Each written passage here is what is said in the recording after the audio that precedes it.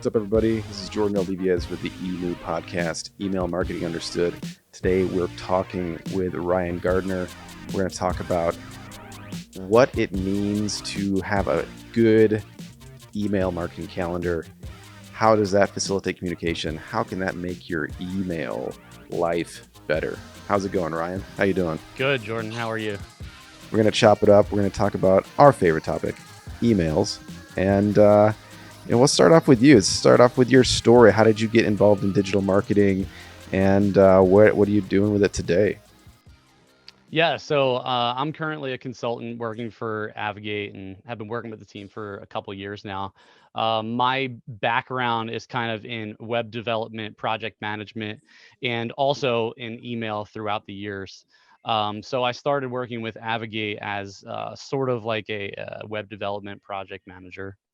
And then Steve asked me if I wanted to manage deployment calendars for a few email clients. So that was kind of an easy yes for me to delve back into the email space. So I kind of have that unique perspective with email and on the topic of the email calendars because I started my career in email on the content side of things. So I was kind of like a pseudo content manager for a company, and there were a few of us working with different departments and different marketing stakeholders. So I would start with, concepting the content that we wanted to include in emails with that Mm-hmm. department.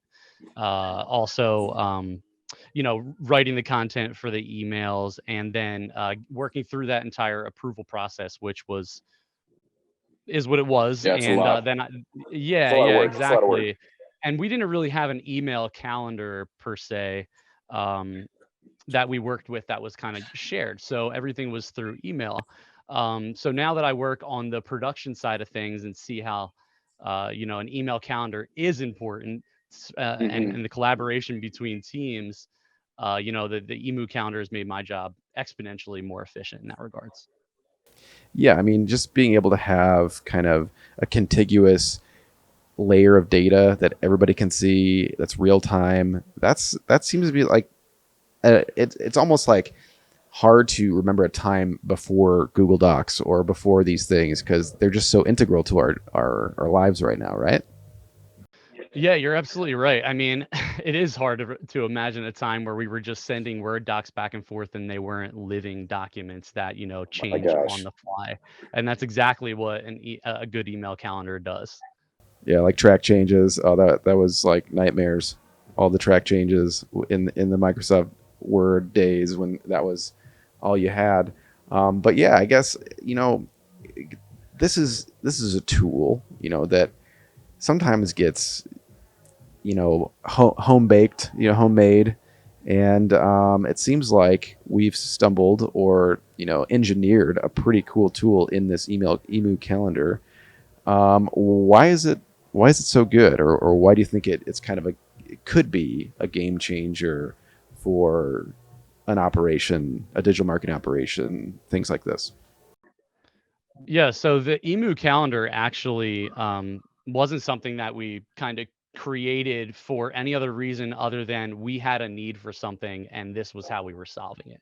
So we work Nice. with many clients on their deployments, and there were meetings happening and there are emails that float back and forth, and we decided, let's simplify this. You have the homemade type calendar. Well, this is a homemade calendar, but it really has everything you need to facilitate the communication between the production team and the content team. Now, that's Right. one Right. thing that maybe we should go into is the difference between a content team and a production team. Yeah, and Content, because I mean, some people might really not know that those are things, but how those actually interoperate, that could be some real valuable information. Love to hear it. right? So, I mean, when I say email team is maybe a content team and a production team, it may be just a couple individuals that may even float on both sides of that pool. But the difference between the content and getting that prepared and going through that process and getting your approvals and getting that written doesn't mean that it has to have anything to do with the production side. And that's where the Emu calendar really comes in. So you have columns for all of your important production needs. You have your status, whether it's something that you're currently concepting, it's something that's new, it's in review, or it's out for proofing, what have you, which I'm sure we'll get into that discussion in this pod here. You have your launch time, your email name, which might be the email name in Salesforce Marketing Cloud, and then you have your audience details and many other columns that you may need for your specific needs. So yeah, everything is right there in front of you from a production manager standpoint. You really can't ask for anything else. You shouldn't have to have a ton of calls, uh, going over information that might be irrelevant from a production side of things. Definitely not irrelevant from a content side of things. Very important. But that's the difference between the content and the production side of things, and why a calendar for the production is so important. Definitely makes sense. We all have specific jobs, and a lot of times, I mean, we've all been in those meetings where it's like maybe 80% of the conversation doesn't have to do with what you're doing. And it's a waste of time and it's a waste of money. So, yeah, I mean, anything that can save you time also saves money. And it seems like this does both of those things. So, so I love it. But it's basically a Google sheet, right? It's completely contained in a Google sheet. So yeah, it is 100% contained in a Google Sheet. We do have some future plans to roll it out for Excel as well. We know that some teams are working within Microsoft Teams and maybe not in Google. So we do have Right, plans right, to right, roll it out to Excel, and unfortunately, it's not as easy as copy and paste from one to the other with the formula differences. But we do right. have that on the horizon, and a Google, you would say, it's just a Google Sheet, why is it so special, right? That really Hmm. is, yeah, that really is the magic as to why it is so special, because it's just a Google Sheet. Obviously, there's a lot behind it that's running the engine, but it's open source and allows for that collaboration. Yeah, and that's one of the really cool things about this is, it is open source, it's out there, it's free. We've gotten a lot of really good feedback on it so far. I know Steve Douglas posted this to the Email Geeks Slack channel, and I'll just read a couple of comments from that, and then you can kind of tease out why those are so exciting, right? Because it's like it's an email calendar, it's a Google Sheet, but it does some real particular things really well that people have been trying to do for some non-zero amount of time. So, dive into the comments here.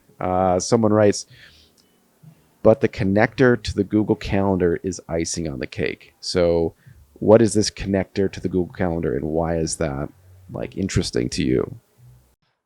So the feature that I think this comment is referencing is, so we have our production view, and you can go download this on our resources page in avigate.com/resources to see what I'm talking about in real time, right? But we have this overview tab where it's kind of rows where it shows each email, right? And then we have tabs for each month that populates an actual calendar without you having to go in and type anything additional. So we have the overview tab that kind of populates onto this calendar view Mm-hmm, with mm-hmm. a little emoji that you can choose for the different status, whether it's in review, out for Gotta have the proofing, emoji. a little clock or a pencil or a paintbrush. And the fun thing is you can choose your own emojis. It's beautiful. It's fun, it's the little fine details that make these types of things a little bit more enjoyable. All right, next comment, also about the calendar functionality. That calendar view is awesome. I've been trying to figure out how to do that in Sheets for a long time. It's so it is this like a new functionality, or is it just kind of takes some effort to kind of connect these things together? What are your thoughts on that? Yeah, so it definitely takes effort. I actually didn't develop or have a hand in developing the formula, so I can't talk too much about that.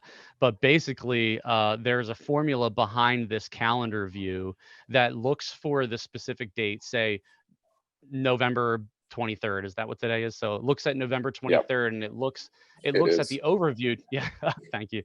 Looks at the overview tab, to see if there's any emails that are scheduled for November 23rd, and then it populates it onto the calendar view. So having that kind of that formula that's behind it that kind of pulls in and concatenates that information smartly, I could definitely Hmm. see how that's something someone wanted previously and couldn't figure it out, because me trying Right, to right.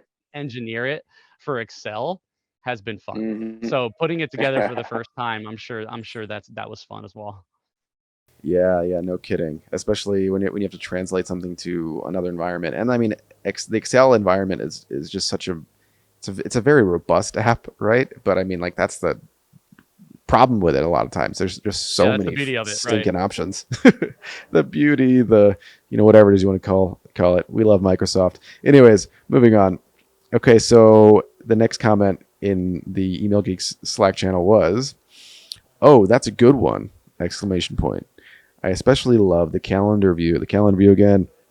In fact, I was looking for something similar online today. It's as if you read my mind. Don't you love it when your code becomes clairvoyant? Like we're just reading people's minds out here. It's Yeah, pretty we're reading amazing. people's minds. I mean, you know what? I think that does come from the fact that I mentioned before how the calendar kind of came out of a need. This wasn't something that we Hmm. developed to ultimately share with the email community. We just thought it'd be great Right. to share with the email community because we're using it every day, and it made our job so much more efficient that we figured someone else can use it. Exactly. Exactly. That's how so many great tools and tech get developed. Right. It's you're in the Yeah, from a grind. need. Yeah, you're in the grind. You have needs and you develop these tools. I mean, so many great entrepreneurs in so many different industries come up with these tools. I think especially in the tech industry, like little like what is it, like little production tools, little, I mean, if my background's in IT, I worked in data centers for a while. There's so many awesome little Linux tools out there to help with like scheduling production, scheduling different services, stuff like that. It's really a beautiful thing when these things come around and they can really help out people's jobs, makes people's jobs a lot easier. It seems like this is one of those tools.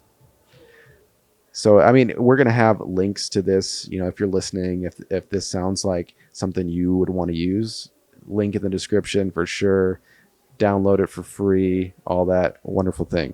So, so Ryan, in the world, obviously, this isn't the first email calendar ever. There's been many other calendar solutions. Like you talked about kind of why this is good, but like talk about the problems, right? Maybe if we can identify some of the problems with email calendars that other people have, maybe they don't even know they're having a problem. Like what are some of the typical problems with email calendars generally? Yeah, so some out of the box or homemade email calendars don't really they don't really allow for much collaboration. And what I mean for that is this is a Google sheet or this is a Teams document that anyone who has the link or has access to it, whether it's read or whether it's write, they can go Hmm. and they can look at this calendar to see, where in a process an email is or what date an email scheduled, or they're looking to see, what day they still have open that they can schedule another ad hoc email. So one of the problems I would Right. definitely say is they don't facilitate that collaboration like this tool may. And with that, I get daily notifications from my email clients. I sign up via the Google Sheets. Whenever there's an update made to the calendar, I get an email. My inbox is not flooded by all means, but I get an update in the email that tells me that there's been a change made to the calendar. I go and I see what it is. It could be something like a new row added for a new email, a status Hmm. changed, a date changed, something like that. But now you can see when there's an actual change made. So collaborate. We said collaboration, and we said notifications, and that actually ties into collaboration. And then also, I see a lot of clients using their content grids or their content Hmm. management tool as a way to manage their production schedule. I keep saying production. The calendar, the E.M.U calendar is not only for production. It just works so well for my use that I feel most comfortable talking about that. So Yeah. it kind of eliminates that need to use a content calendar that might have way too much information on it And that goes back to one of the problems with their email calendars. It's just too much information, not kind of condensed down in an easy to read, easy to view, easy to work with manner. And sometimes they're Hmm. so complicated that people don't know how to use them correctly. So they either don't use them, they use them Right. incorrectly, or it gets so convoluted. This is really easy to read, really easy to view, really easy to make edits to. Hmm. So it allows for that kind of that barrier of use gets avoided. Yeah, and that seems to be, in my experience, a lot of the, I guess, problems with tools in general is like, you get somebody that's jazzed about a certain type of tool, and whether it's like Slack or, some sort of like communication tool or a management tool, like, those ones with cards and stuff like that. Like, there's so many tools out there, and it's just about, can you get everybody on board to use that tool and use it correctly? But it seems like, obviously everybody knows how to use Google Docs, Google Drive. So that's, already taken one layer out of the equation. And then it's, as long as it's easy to interact with, and you know how to do it, at least your side of it. Seems like it's a pretty good formula for success. All right, so Ryan, what about like a solo user, like someone that's managing email marketing? They're the only person on the team, and maybe they interact with some other people. What does that look like as a solution? Yeah, so someone that I guess works with the marketing team, or perhaps they even develop their own content and they're ready for, getting that ready for production. Is that what you're referencing? Yeah, yeah, like a solo user, and Yeah. maybe So this can encourage collaboration or something like that. Yeah, so yeah, if they don't have many people to collaborate with in terms of using the calendar, I mean, I use this calendar daily and I'm collaborating with, how can I tie this together? So I'm collaborating with marketing individuals, but I'm going into the calendar and I'm updating the status for each row. So I can keep track. It's kind of a project management tool in a sense that you can go in there, you have your email scheduled for a certain day, or you have a date that you're planning to deploy that email, and you have your status right there. You can kind of line up all the details as you get them. So you develop your pre-header, you develop your subject line, you decide on your audience. That all kind of gets built out. And as a solo user, it could be used as a project management tool for yourself. So you know kind of like where you are in the Right. process of any specific email, or whether it's ad hoc or whether it's you setting up an automation.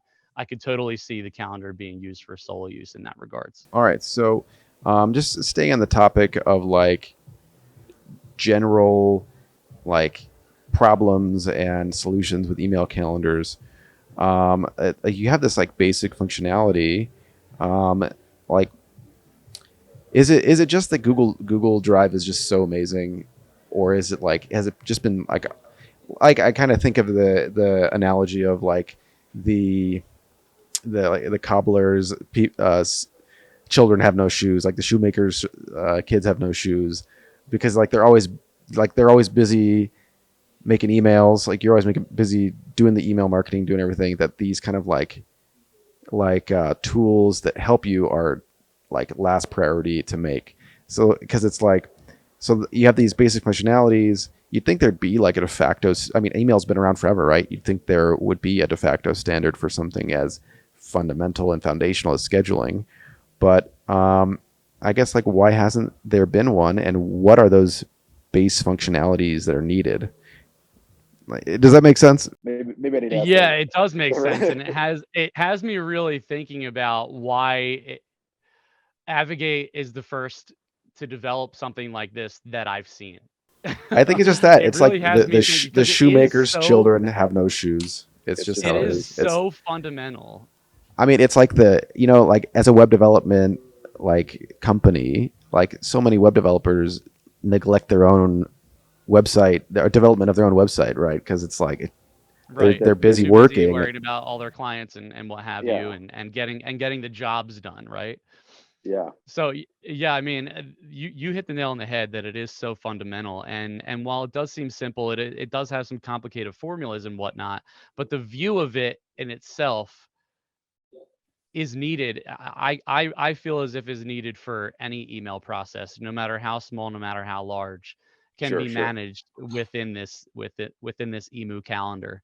And it really is, when you boil it down to that, it really Hmm. is that minute.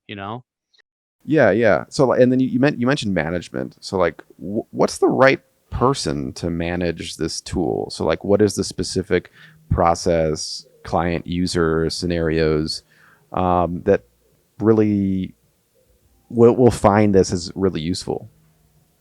So I would say the right people to use the tool will be your content marketers and your production managers.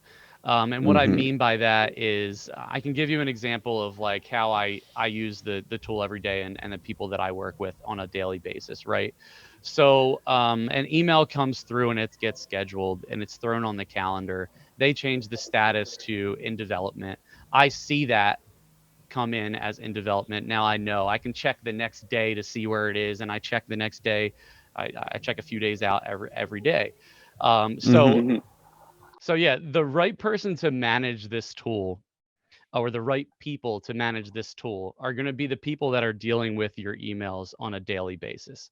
Other stakeholders outside of kind of the content managers or the email marketing manager or the production managers, kind of the marketers or the departmental stakeholders can come in and they can view this calendar to see when their emails are getting deployed or where they are in process. But the right people to use it are going to be the content marketers, the production manager, the email marketing manager. And what I mean by Hmm. that, I'll walk you through like my daily uses, right?